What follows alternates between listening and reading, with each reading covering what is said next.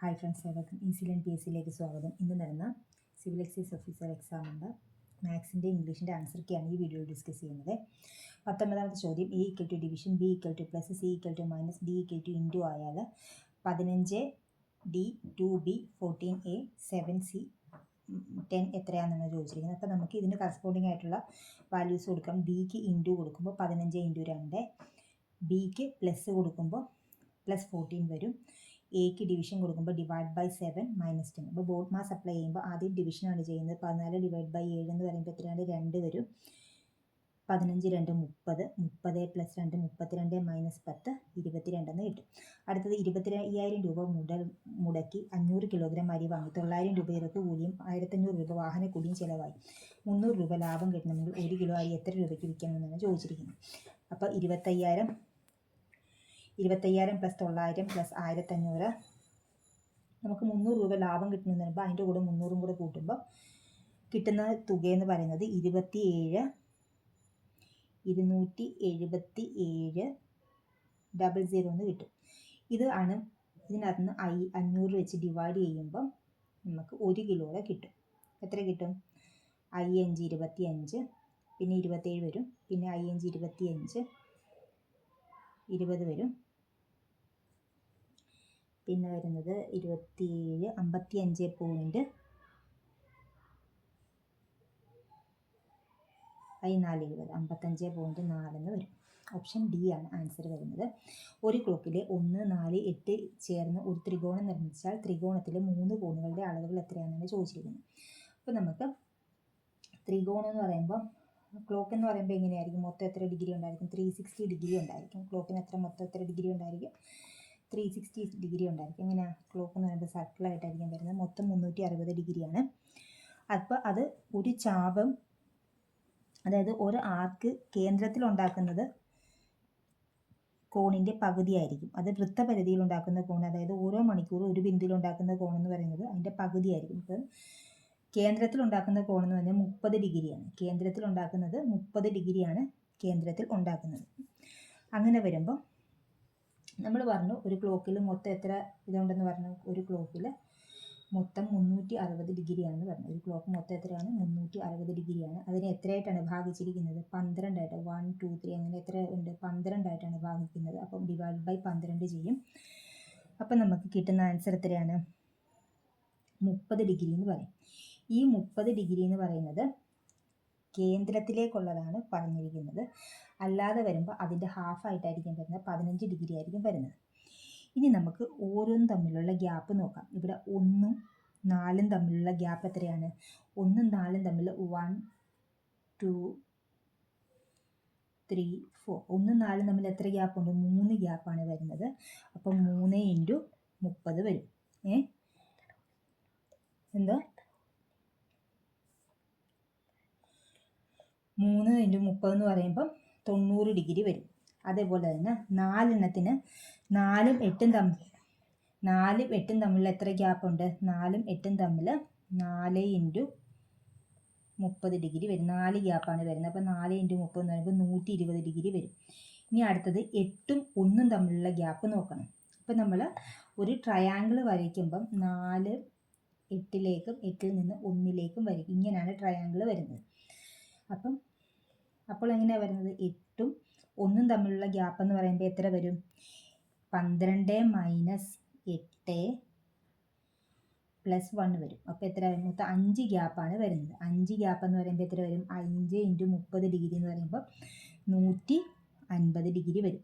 ഞാൻ നേരത്തെ പറഞ്ഞിരുന്നു ഇത് കേന്ദ്രത്തിൽ ഉണ്ടാക്കുന്നതാണ് 30 ഡിഗ്രി എന്ന് പറയുന്നത്. അപ്പോൾ പക്ഷേ ഓരോ ആർക്ക് തമ്മിലും 15 ഡിഗ്രിയെ വരത്തുള്ളൂ. അതായത് ഈ നമുക്ക് കിട്ടിയ വാല്യൂവിൻ്റെ നേരെ /2 ചെയ്യുമ്പോൾ കിട്ടുന്നതായിരിക്കും ആൻസർ എന്ന് പറയുന്നത്. അപ്പോൾ 90/2 എന്ന് പറയുമ്പോൾ എത്ര വരും? 45. 30/2 എന്ന് പറയുമ്പോൾ 120/2 എന്ന് പറയുമ്പോൾ എത്ര കിട്ടും? 60. 45 60. പിന്നെ 150/2 എന്ന് പറയുമ്പോൾ 75 വരും. അപ്പോൾ ഓപ്ഷൻ എ ആണ് വരുന്നത്. 45 60 75. അടുത്ത ക്വസ്റ്റ്യനിലേക്ക് പോകാം. 5 cube into 5 into √5 divide by 5⁻⁻7/2 equal to 5⁻A+3 ആയാൽ എയുടെ വില എത്രയാണെന്നാണ് ചോദിച്ചിരിക്കുന്നത്. അപ്പോൾ ഇവിടെ 5⁻3 ഇൻറ്റു 5⁻1 ഇൻറ്റു 5⁻1/2 ഡിവൈഡഡ് ബൈ 5⁻⁻7/2 എന്ന് വരും. A⁻m divided by A⁻n equal to A⁻m - 1 ആണെന്ന് നമുക്കറിയാം. അപ്പോൾ ഇവിടെ A⁻m ഇൻറ്റു A⁻n എന്താണ്? A⁻m ഇൻറ്റു A⁻n എന്ന് പറയുന്നത് A⁻m+n ആണെന്ന് നമുക്കറിയാം.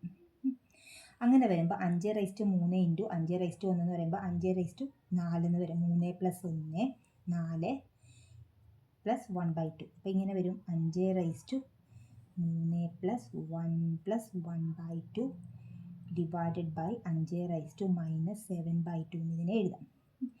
അപ്പോൾ നമുക്കിതിനെ എങ്ങനെ എഴുതാം? 5⁻4 + 1/2 ഡിവൈഡഡ് ബൈ 5⁻⁻7/2 എന്ന് എഴുതാം. 24 8 9/2. അപ്പോൾ 5⁻9/2 ഡിവൈഡഡ് ബൈ 5⁻⁻7/2 എന്ന് വരും. ഇത് നമുക്ക് പിന്നെ എങ്ങനെ എഴുതാം? A⁻m ഡിവൈഡ് ബൈ A⁻n എന്ന് പറയുമ്പോൾ A⁻m - n അല്ലേ? A⁻m - n എന്ന് പറയുമ്പോൾ എങ്ങനെ എഴുതാം? 5⁻9/2 മൈനസ് 5 A⁻m - n എന്ന് പറയുമ്പോൾ 5⁻9 - 2 മൈനസ് -7/2 എന്ന് വരും. അപ്പോൾ നമുക്ക് ഇതിനെ എങ്ങനെ എഴുതാം? വീണ്ടും 5⁻9 10 16/2 എന്ന് വരും. അപ്പോൾ 5⁸ എന്ന് വരും. അപ്പോൾ എന്ത് വരും? 5⁸ നമുക്ക് എങ്ങനെ എഴുതാം? 5⁻3 + 5 എന്ന് എഴുതാം. അപ്പോൾ എയുടെ വാല്യൂ എത്രയാണ്? 5 ആണ് ആൻസറായിട്ട് വരുന്നത്. എയുടെ വാല്യൂ വരുന്നത് 5 ആണ് ആൻസറായിട്ട് വരുന്നത്. ഓക്കെ, പ്രത്യേകിച്ചൊന്നുമില്ല. A⁻m divide by A⁻n equal to A⁻m - n ആണെന്നും A⁻m ഇൻറ്റു A⁻n എന്ന് പറയുന്നത് A⁻m+n ആണെന്നും ഓർത്തിരുന്നാൽ മതി. അത് കൂട്ടിയിട്ട് എഴുതുമ്പോൾ നമുക്ക് ആൻസറായിട്ട് 10. അടുത്ത ക്വസ്റ്റ്യനിലേക്ക് പോകാം. 4 15 6 12 8 7 10. ഇനി അടുത്ത നമ്പർ ഏതാണെന്നാണ് ചോദിച്ചിരിക്കുന്നത്. അപ്പം നമുക്ക് നോക്കാം. 4 6 8 10. 15 -3 12. 12 -5 7. 7 -7 0. 0 ആണ് ആൻസർ. 8000 രൂപ 10% സാധാരണ പലിശയ്ക്ക് ഒരു ബാങ്കിൽ നിക്ഷേപിച്ചാൽ എത്ര വർഷം കഴിയുമ്പോൾ തുക ഇരട്ടിയാകും? തുക ഇരട്ടിയാകുന്നത് എങ്ങനെയാണെന്ന് വെച്ച് കഴിഞ്ഞാൽ റേറ്റ് ബൈ 100 കണ്ടുപിടിച്ചാൽ മതിയാകും. അപ്പം എത്ര വർഷം കൊണ്ടാണ് തുക ഇരട്ടിയാകുന്നതെന്ന് കണ്ടുപിടിക്കാനുള്ള ഫോർമുലയാണ് റേറ്റ് ബൈ 100. അപ്പോൾ എത്രയാ? അപ്പം 10/100 വരും. അപ്പോൾ 10 വർഷം കൊണ്ടാണ് നമുക്ക് കിട്ടും.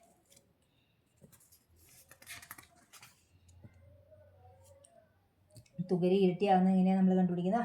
Rate by 100 100/റേറ്റ്. റേറ്റ് തുക ഇരട്ടിയാകുന്നത് എത്ര വർഷം കൊണ്ടാണ് നമ്മൾ കണ്ടുപിടിക്കുന്നത്? എങ്ങനെയാണ്? 100/റേറ്റ്.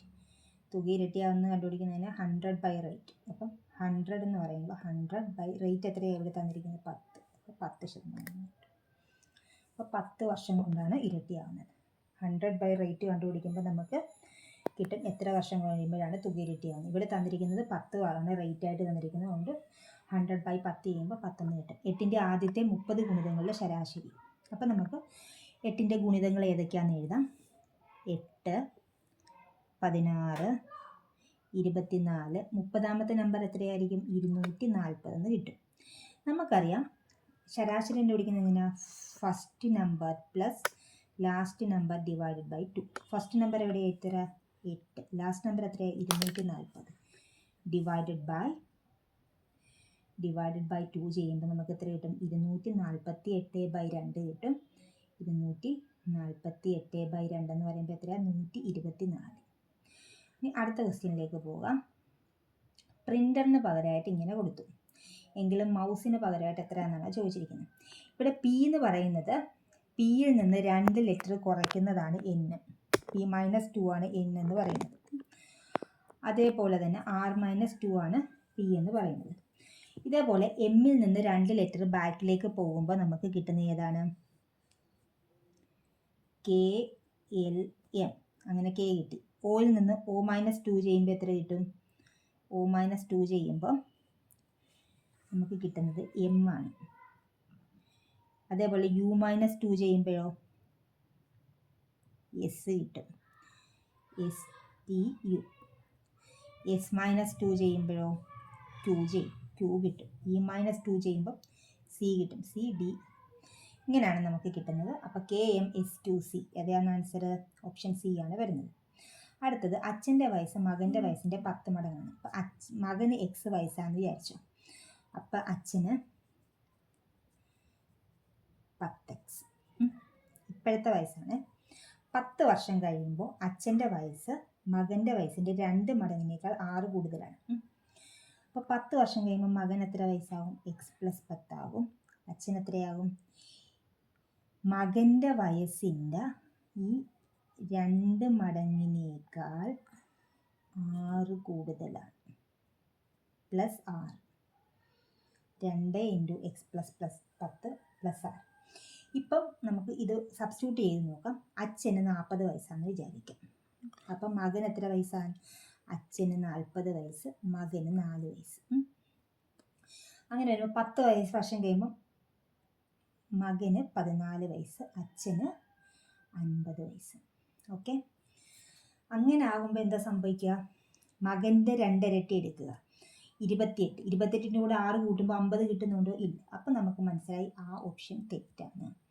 ഇനി നമുക്ക് അടുത്ത ഓപ്ഷനിലേക്ക് പോകാം. ഇപ്പം അച്ഛന് 20 വയസ്സ്. അപ്പോൾ മകൻ എത്ര വയസ്സുണ്ട്? 2 വയസ്സ്. 10 വർഷം കഴിയുമ്പോൾ മകന് 12 വയസ്സ്. അപ്പോൾ അപ്പന് എത്ര വയസ്സുണ്ടായിരിക്കണം? അപ്പന് 30 വയസ്സാണ് ആകുന്നത്. ഇത് ഇവർ പറഞ്ഞ കണ്ടീഷൻ സാറ്റിസ്ഫൈ ചെയ്യുന്നുണ്ടോ എന്ന് നോക്കാം. അപ്പോൾ 12 × 2 24 + 6 30. സാറ്റിസ്ഫൈഡ് ആവുന്നുണ്ട്. അപ്പോൾ ഓപ്ഷൻ സി ആണ് ആൻസർ. അല്ലെങ്കിൽ കുറച്ചുകൂടെ ടൈം എടുക്കും. ഒരാൾ തൻ്റെ സമ്പാദ്യത്തിൻ്റെ 50% മകൾക്ക് 30% മകൾക്കും നൽകി. മൊത്തം നമ്മുടെ സമ്പാദ്യം എത്രയാണ്? 100%ആയിട്ടാണ് കൺസിഡർ ചെയ്യുന്നത്. അപ്പം 50% മകനും നൽകി, 30% മകൾക്കും നൽകി. അപ്പം മൊത്തം അയാൾ കൊടുത്തു കഴിഞ്ഞാൽ എത്രയുണ്ട്?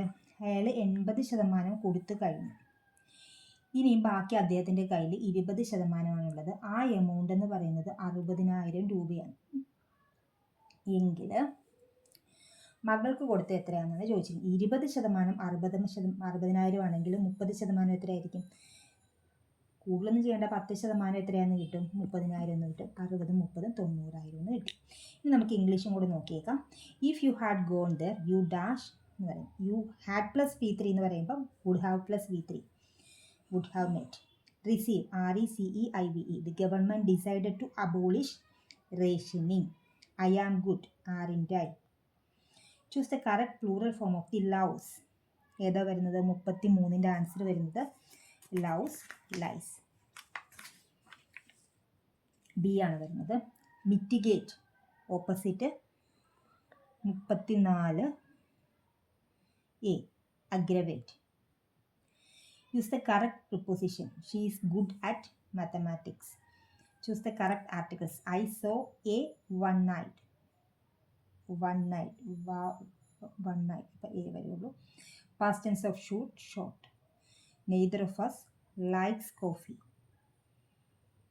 Neither of 38. Neither of us 38 C likes coffee. ഉപകാരപ്രദമെങ്കിൽ തീർച്ചയായും ലൈക്ക് ചെയ്യുക, ഷെയർ ചെയ്യുക, സബ്സ്ക്രൈബ് ചെയ്യുക. Thank you for watching.